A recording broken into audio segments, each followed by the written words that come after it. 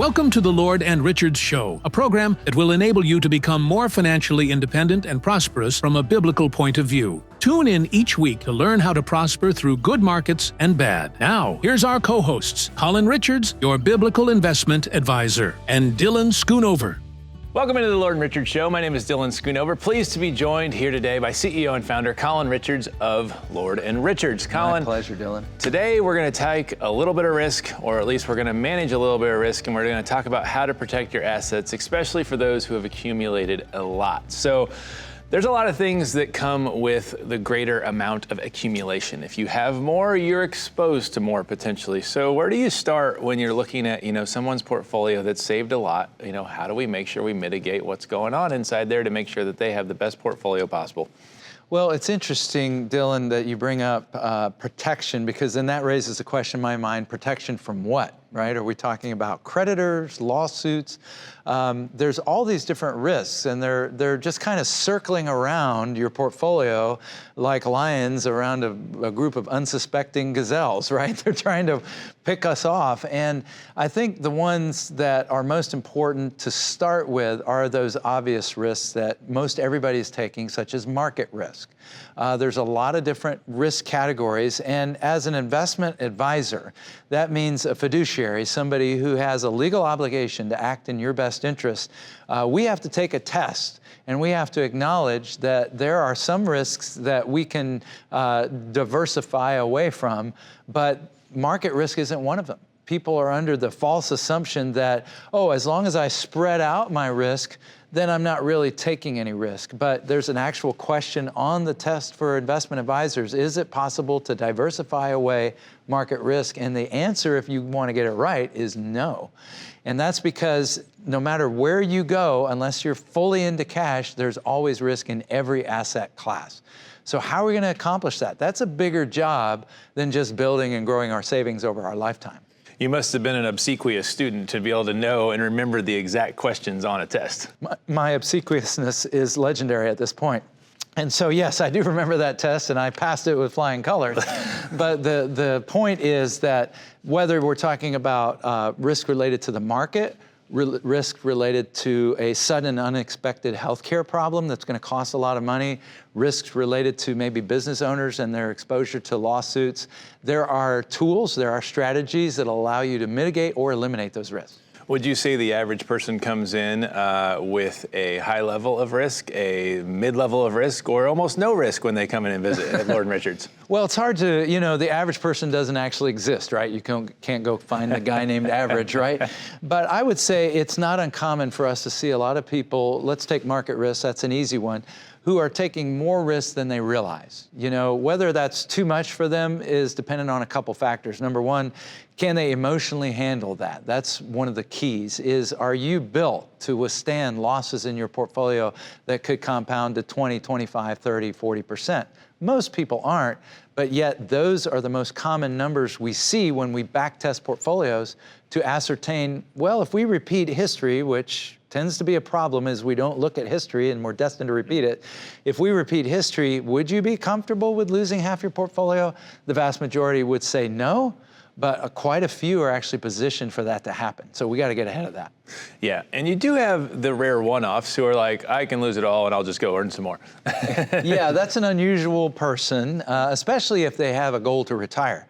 Because think about it this way, let's just say you didn't lose it all, but you lost half your money, which was the common story going around during 2008, 2009. Many, many people sliced their 401k into a 201k, as it was said back then. We referred to the lost decade, literally, because we had two collapses, one at the beginning and one at the end. People whose portfolios maybe started with 100,000 or whatever number were still that same number at the end of the decade, even after the recovery from the market. So when people go through a loss of 50% of their portfolio, we think, just take me a few years, I can get 50% in gains. Well, no, mathematically, think about it. If you had $1 million and you lost half, you now have 500,000. Will a 50% return make you whole? No, it will not. It'll only get you to 750. You got to have 100% return. With a long-term average in the market of between 7 and 9%, depending on what index we use, that means you got a decade to rebuild.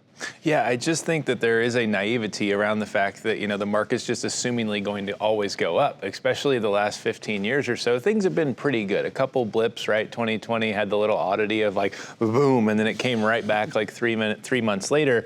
But if you look at like 66 to 1982, you put $1 in 66, you pull it out in 82, and you still had $1. I can't imagine living through a scenario of 16 years of basically no growth, and that's not factoring inflation. So really, it was a period of loss. Significant loss if you think about that. So when we look at the history of time, yes, the market always goes up, but if you're not in it at the right time, you can get in big trouble. And so, there's an assumption that, well, I can manage some risk because the market's just going to go up, but that's just simply not true, right? That's true. Dylan, if we're in our 20s and maybe even our early 30s, it's true that you have a lot more time to recover. Unfortunately, we sometimes encourage people to take more risk because they're young than even they should be taking. So even if we follow the rule of 100, which we've talked about elsewhere, we would still say, okay, if you're 25 years old, then you probably should have about 25% of your investable assets somewhere more secure. That's the rule of 100. So compare that to maybe a 75-year-old that should have probably 3/4 of their assets more secure. So it's not about necessarily the loss itself, it's about how long to recover.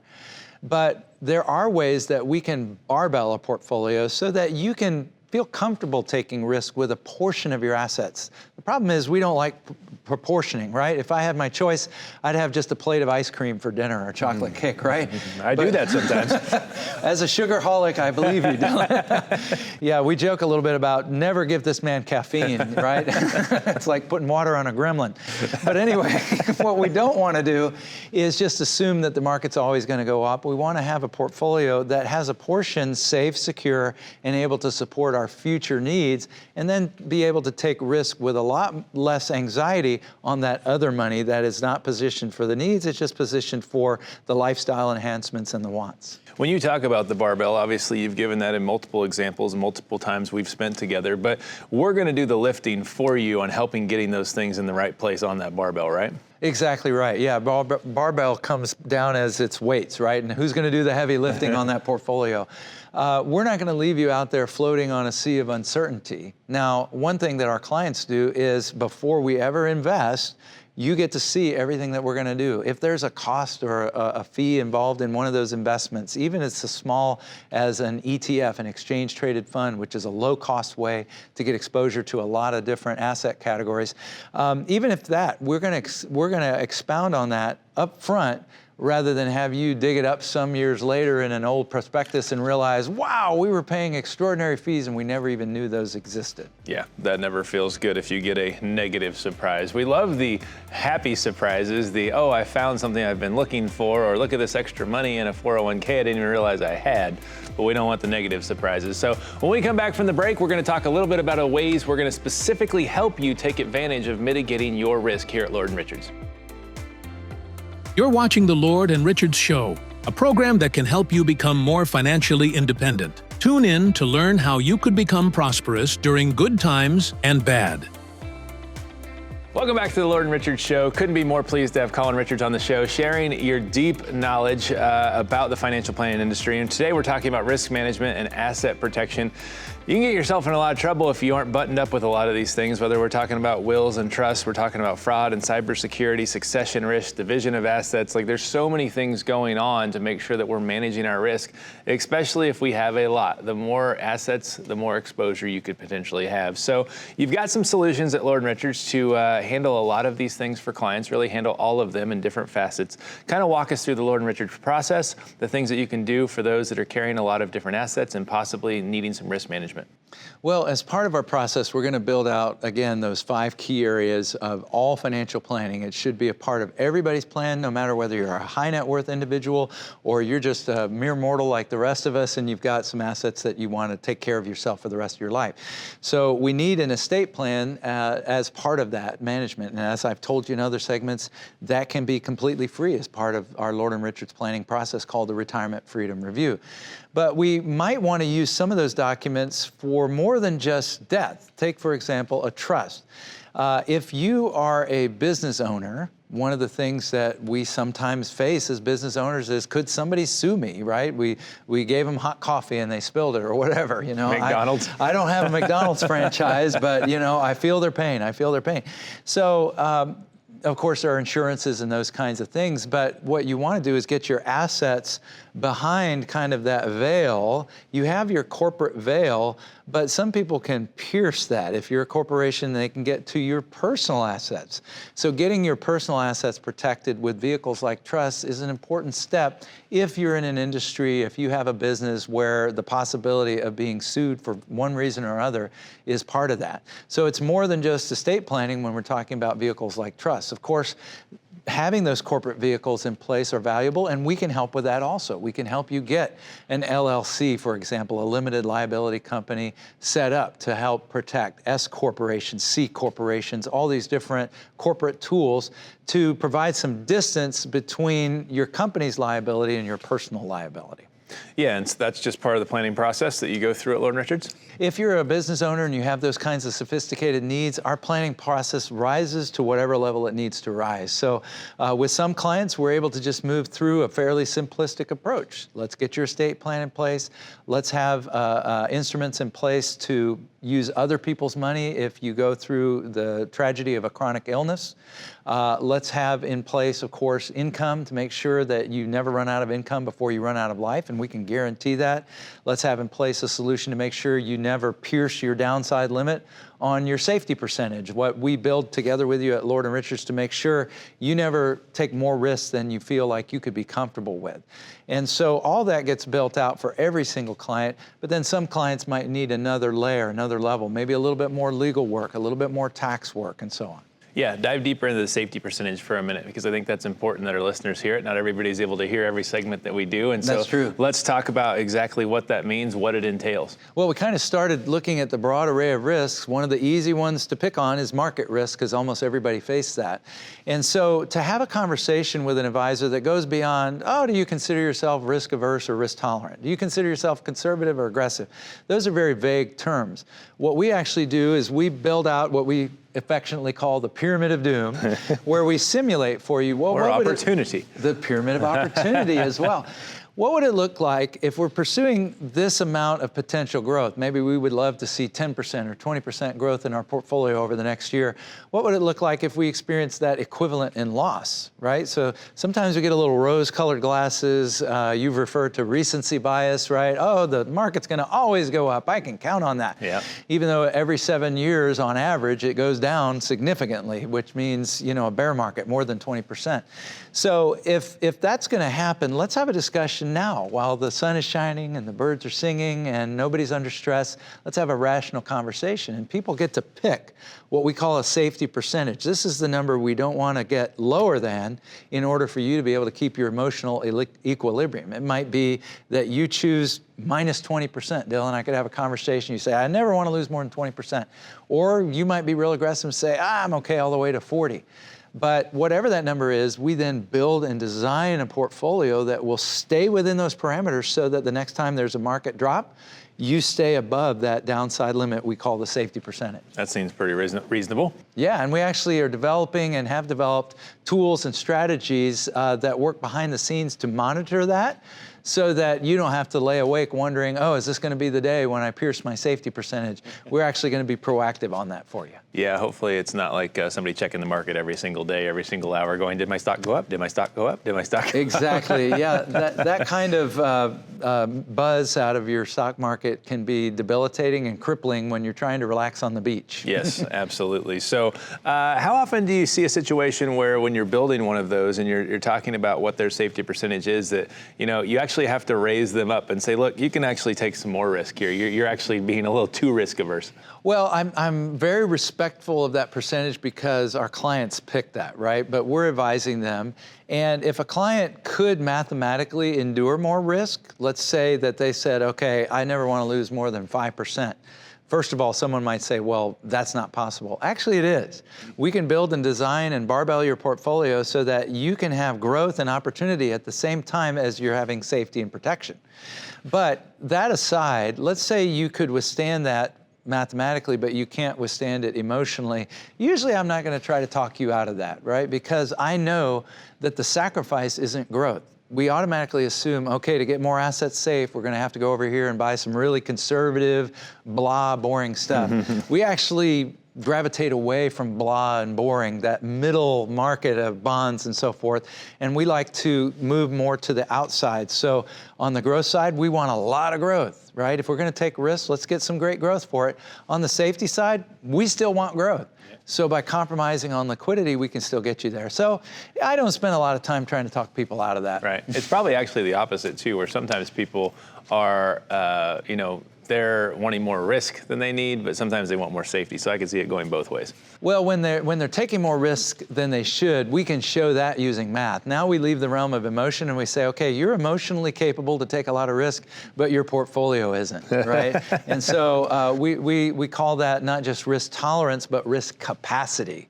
You might be very tolerant of it, but if you continue taking this risk, you might fail in your retirement objectives. And unfortunately, a lot of times when we build these plans, people see for the very first time, oh, my probability of not running out of money because of the amount of risk I'm taking is only like 60%.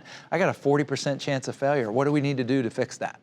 Why do you think that people are so, I feel like the majority of people who come into our office don't have a full picture of their investment landscape. They understand bits and pieces, but it's kind of like the junk drawer analogy that you've used a couple times, is that, they don't fully have everything put together or understand how it fits together. If you get in a car, you may not know every single part of the car, but you know how to drive the car when you get in the car. But I don't feel like everybody always has a clear understanding of how to drive their investments towards their goals. Like why is there so much misinformation out there? Well, there's a couple of possibilities that come to mind. The first group of people that we'll work with sometimes are people who've done it themselves. And usually with years and wisdom comes the understanding that, the complexity grows exponentially when it comes time to actually retire and distribute this money over my lifetime and do that without ever running. It's one thing to watch a pot that you never take anything out of. It's quite another to manage a program where you're taking money out and oops, the market just took some money out too, and oops, now I have to go back to work, right? That's a disaster. So generally people wise up a little bit and they're seeing us because they understand I need that help, and they're shifting possibly from a do-it-yourself mentality to, hey, you guys provide comprehensive planning for free? Great, come along, help me to take it to the next phase in life. But the second group is those who've been served by an advisor, but an advisor who focuses on and specializes only one facet of financial planning, which is accumulating and building a balanced portfolio. And I call that the easiest part of the job because it's so easy to go out and just hook your investments, maybe within a 401k, to their pre-designed prefab plans, or to invest in a few indices like the S&P 500 or a bond index and get some semblance of balance. That's the easy part.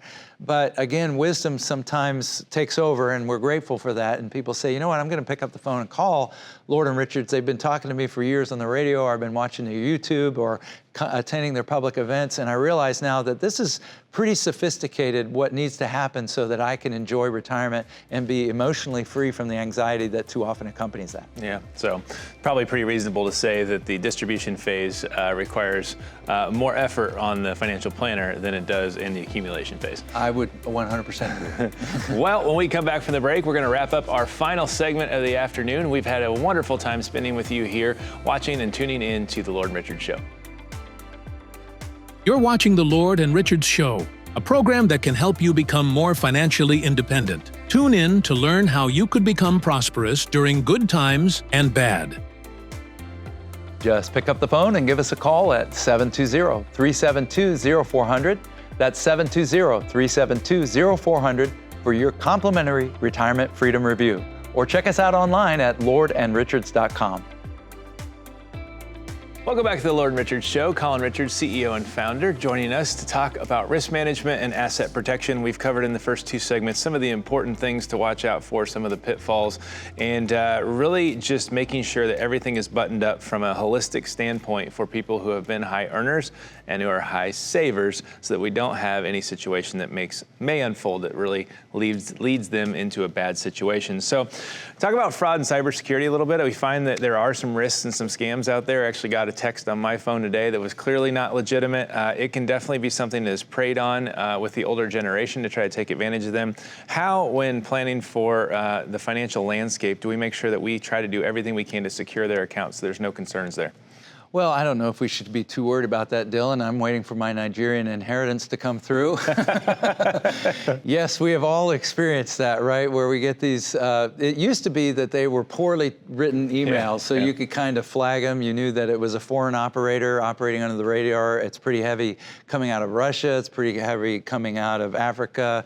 A lot of countries are sort of breeding this, and even right here within the United States. And so one of the most important things is to not do what I do, which is every time I get asked to add some type of verification or security step, I just, this is so inconvenient, and I have to get a text now, or I have to have a 40-letter password, with 2 capitals and 1 number and 3 symbols and all that. But don't resent it like I do, but appreciate it, because the companies that ask you to do that are trying to protect you as well as themselves from that theft and cybersecurity. But our audience trends a little bit older because they tend to be the people that have actually saved money, right? A lot of folks, as they're raising their families and paying for tuition and doing all these things, find it hard, other than just a 401k, to save that much. But once we get into our later years and we're in our 50s and 60s and looking forward to retirement, now we have something accumulated, and that has a big target on it. So the senior community, we would call that, is a real focus of these groups. And we need to be alert and have people in our lives that we can immediately turn to and say, wait a minute, is this fraud? For me, my son is big into technology, and so some emails have gotten to a level of sophistication to where they look exactly like they came from somebody that provides me a service, a bank, or maybe an email provider, or PayPal, right, or something like that. Yep. And so Lord & Richards can also be that sounding board for our clients. And I've had many clients take advantage of sending us stuff if they didn't have somebody like that, and say, hey guys, can you look at this and tell me what I'm looking at? Is this a fraudulent thing? Even letters that they get in mail and things like that. When you started that discussion, I thought you were going to say you would reply back to the scammers trying to mess with them, like, oh yes, I'm going to get this all lined up for you, or something like that. Yeah, that would be fun, a reverse scam. I know a lot of people like to play with telephone scammers, right? Yep. But yeah, the reverse scam is always fun, but I would not recommend my clients do that. I would say safe rather than sorry here. Yes, you never know, and sometimes it could be as easy as just trying to steal, something from an email or a phone number. So you got to be really careful, unfortunately. Risk management within the portfolio, I think, is something we should touch on as kind of a closing point today. But we talk about how people have far too much risk in their portfolio, but they also may have risk outside of it, inside of the other documents that we've been working with them on, whether it's estate planning or it's tax planning or it's healthcare planning. So how do you make sure that risk management is not just risk with your money, but those other facets that come into play? Yeah, I liken it to the illustration of a house with an approaching hurricane. I grew up in the South and on the coast. My claim to fame, Dylan, is I never experienced a direct strike. I flirted with it a lot. We had hurricanes in Tampa when I lived there, and we had hurricanes in North Carolina.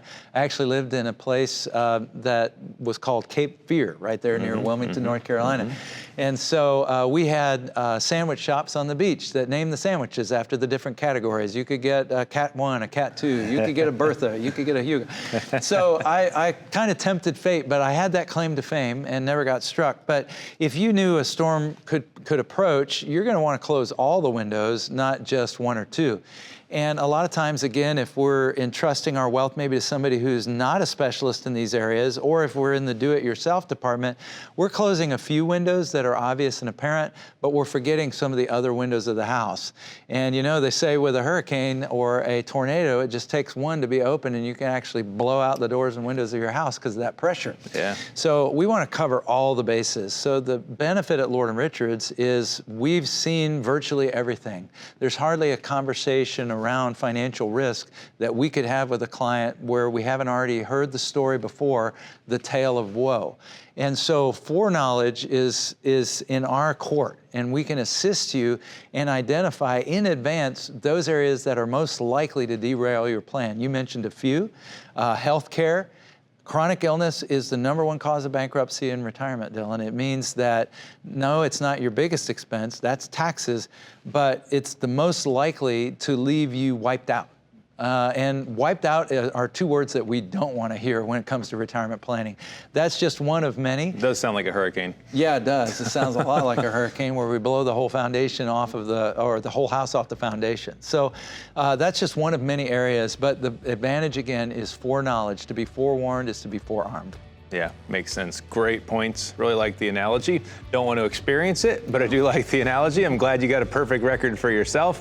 It's been a perfect time joining you guys. We'll see you next time on the Lord & Richards Show.